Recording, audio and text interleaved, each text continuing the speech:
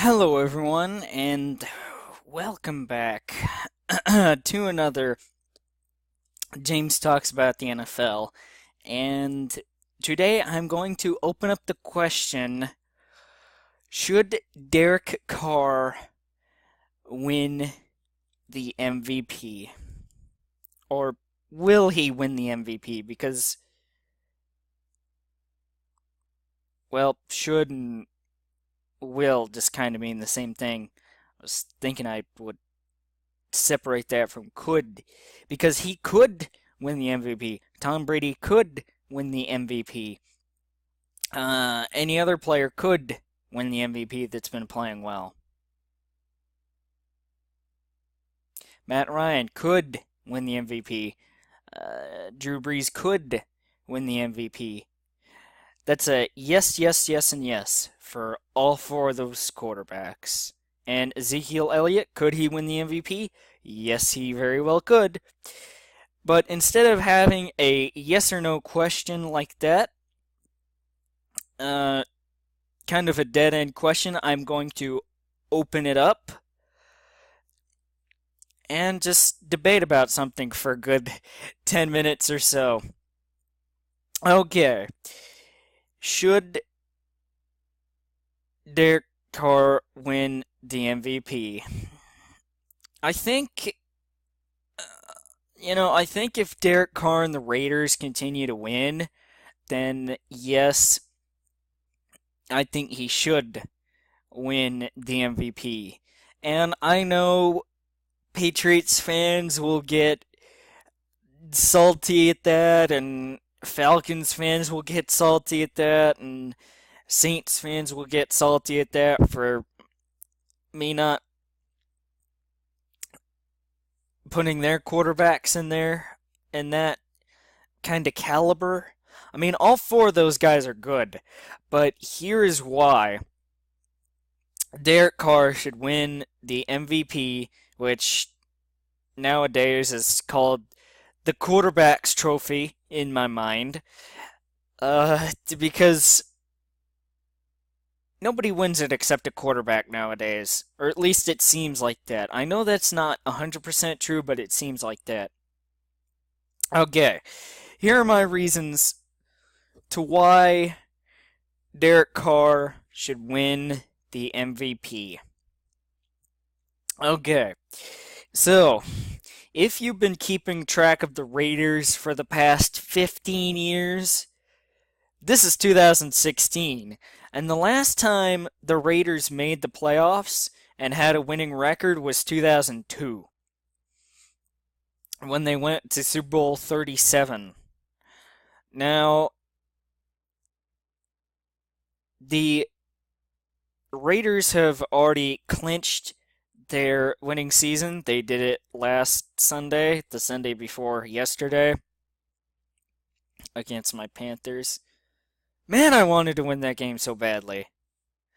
But yeah, so it's just that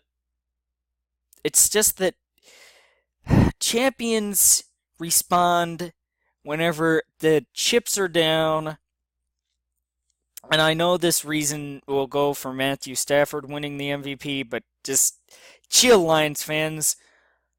I already gave you full dedicated video. You just need to chill, okay? Chill. I already gave you full dedicated video like a week and a half ago, okay? So just chill. But yeah, so the last couple of weeks, Derek Carr and the Oakland Raiders have come back against the Carolina Panthers and yesterday the Buffalo Bills, respectively. Now, champions respond whenever they are down.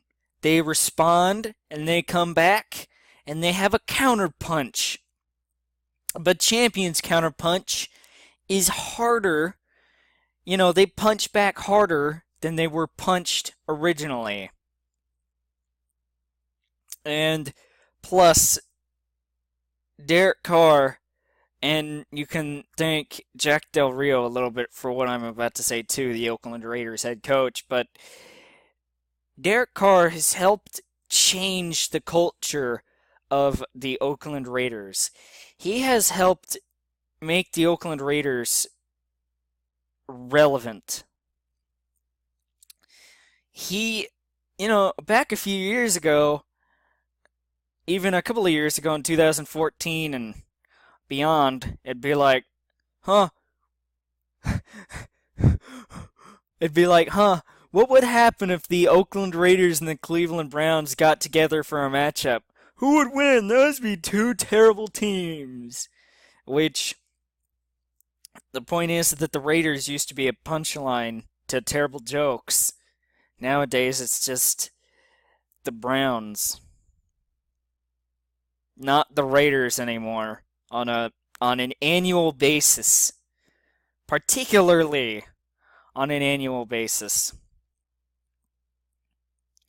Which you could throw a couple of other teams in there. You could throw the Jags in there as annual laughing stocks this millennium, but that's beside the point. This is not about the Jacksonville Jaguars. This is about my opinion and why I think Derek Carr should win the NFL MVP. Okay. I mean, I'm entitled to have my own opinion. This is my YouTube channel. And on YouTube, I can give my opinion. Okay? So just let me have this. So, in addition to turning around the Raiders culture, he has enjoyed a breakout season. And the thing is that I don't think the Raiders are at their full potential, actually. I don't think they've reached their full potential. And neither have a couple of their players even a couple of their players think that they haven't reached their full potential, which is scary to think that the Raiders could be better than what they are. Oh, gosh darn it. I got freaking hair. Another reason is that the AFC West, with the Broncos and the Kansas City Chiefs, along with the Oakland Raiders, are in playoff contention for those wild card spots. I'm not guaranteeing the division to either one of those three teams, because Kansas City can sneak up on you, and the Broncos are still a pretty good, solid team, or at least on defense anyway. Sorry, Trevor Siemian. But, yeah, I mean, that division is, you could make a claim for the NFC East as well, but that AFC West is just so stacked. It is just so stacked with talent. And then you've got the San Diego Chargers that aren't too bad themselves. They've just had fourth quarter collapses. Otherwise, they would be pretty good as well in terms of the record, which they've the talent they just can't finish. Go figure on that one. Well, no, not really. But, yeah. Let's see, you've got two other teams in playoff contention beside the Raiders in that division that hold the 5 and possibly 6 seed in the Broncos or in the Chiefs and Broncos respectively. And then you've got the Chargers, who are still pretty good, despite the fact that the record may not say so. And you might tell me that, and I will respond with, well, they've had fourth quarter collapses. Otherwise, they would be better. Their record would be better. But yes, in terms of the other quarterbacks I mentioned that are from the Tom Brady's from the AFC East, and both Matt Ryan and Drew Brees are from the NFC South, the same division that my Carolina Panthers are in. The thing is that with the NFC South, the Buccaneers actually look good for once. They look good, which I don't know why I'm smiling. I guess I'm Just realizing how funny of a joke that would be just a couple of years ago to say. But, I mean, you've got the Falcons and Buccaneers that are doing well this year, but the Saints and the Panthers, I mean, I hate to say that the Panthers aren't doing well, but they are not doing well this year. So there's only two teams versus four teams in the AFC West that are doing really well, which the Saints defense stinks, but the Raiders defense outside their pass rush isn't the best either. You could argue that. And then the Patriots, just that AFC East is not that good annually. Beside the Patriots, they are not that good.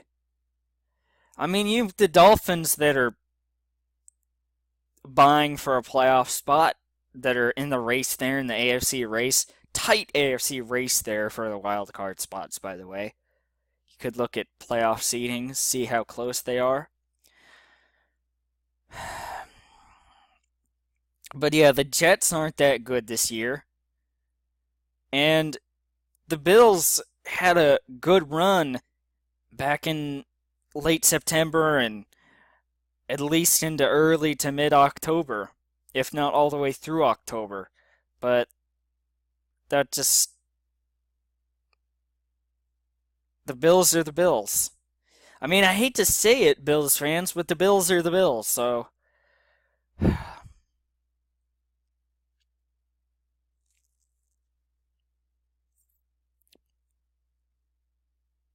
And if you want to make the case for Ezekiel Elliott, then the NFC East may be the toughest division in football, like I said. Along with, well, whenever I was saying the AFC West, I mentioned the AFC, or the NFC East, rather, sorry, excuse me.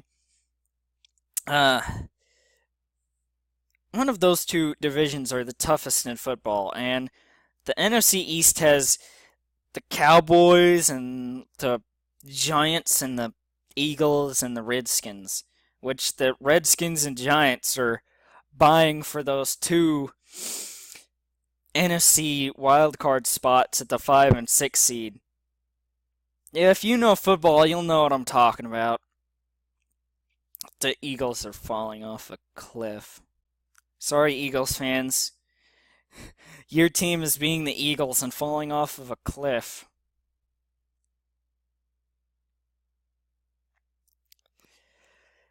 Pro football this year, oh my gosh, the NFL this year just needs some help. It just needs some help. It's like you have a lot of low-tier teams down here. You have a couple of high-tier teams up here, but you have a lot of mediocrity from middle tier to low tier. Don't even get me started on the Browns. Just don't. Just don't get me started on the Browns. Please don't. Not again. I've already talked about them once. I've already asked the question if they were going to go 0-16 before anyone else. I've seen videos posted on them since I posted my video. So I guess I beat people to the punch. I haven't beat NFL.com to the punch by a couple of days. But yes, guys, that will do it for this James Talks About the NFL. And until the next James Talks About the NFL that will come out on Wednesday. I will see you all later. Goodbye, guys. Thank you all for watching. And as always, go Panthers.